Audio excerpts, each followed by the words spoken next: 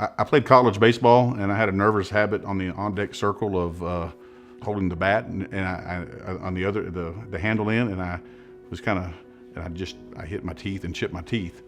Uh, Unfortunately, at that point in time, I'm a young college kid and didn't really do the things I was supposed to, and those teeth got bad, and I had some dental issues there, and they went bad.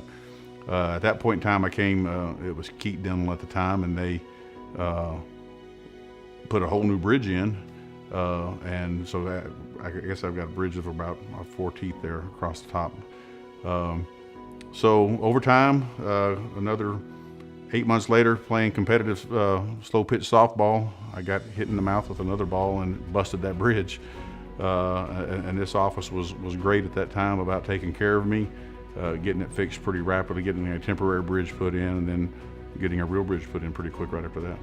A smile to me, because I had that dental issue when I was young. There's most of my photos when I'm young, you don't see teeth. I didn't, and now you see when I smile, you see teeth, and that's a nice feeling to have.